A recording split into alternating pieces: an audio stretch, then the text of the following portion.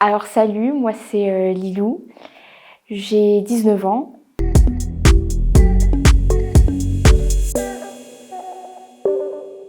Il faut savoir que j'ai rejoint la mission locale peu de temps après avoir terminé mon bac de sciences technologiques, du management et de la gestion, après l'obtention du bac justement.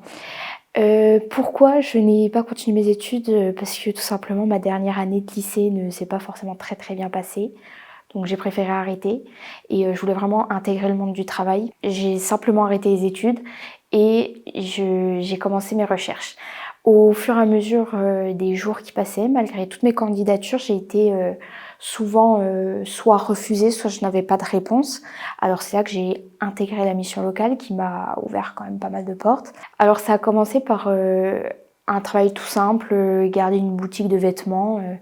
Et un jour, donc, je trouve un contrat dans une parfumerie. N'ayant aucune compétence en parfumerie, pour le coup, c'était assez compliqué au départ. J'ai beaucoup apprécié la relation client, tout ça.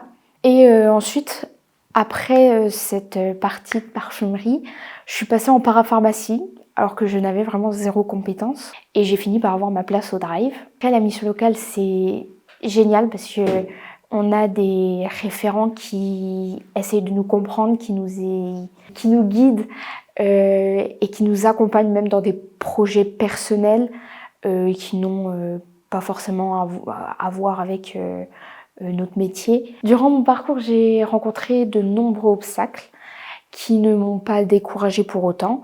Alors ça peut passer par des petits obstacles tels qu'une perte de confiance en soi parce qu'on n'a pas de réponse d'entreprise alors qu'on a postulé plusieurs fois, ou plus trash encore, on déchire notre CV devant nos yeux alors qu'on vient tout juste de le déposer. C'était un peu compliqué, on se disait bon, finalement personne ne veut de moi, qu'est-ce que je vais faire de ma vie finalement? Je me vois pas retourner à l'école, je me vois pas reprendre de formation. On retient une chose une fois qu'on trouve un travail après ces nombreux obstacles, c'est que finalement, mieux vaut ne pas se décourager, rester concentré, trouver, continuer, enfin, faut pas abandonner, il faut persévérer.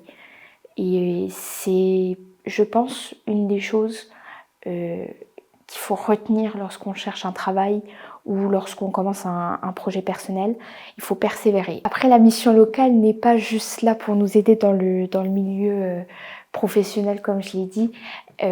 Moi, je suis tombée sur une conseillère qui est formidable et qui m'a toujours encouragée et qui m'a, peu importe le projet, même si c'était un peu farfelu, elle m'a toujours encouragée.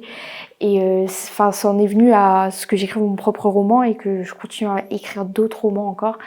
Et c'est vrai que ça fait vraiment beaucoup de bien d'avoir un conseiller qui est là, qui nous encourage à poursuivre, même si c'est quelque chose qui découle de blessures passées ou quelque chose juste qui c'est une passion et on voulait aller plus loin.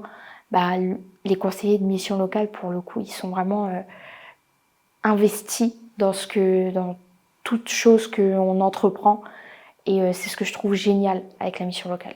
Finalement, je pense que n'ayez pas peur de poursuivre vos ambitions, n'ayez pas peur de continuer, même quand ça vous paraît le moins opportun possible. Il faut foncer. On n'a qu'une vie, il faut en profiter.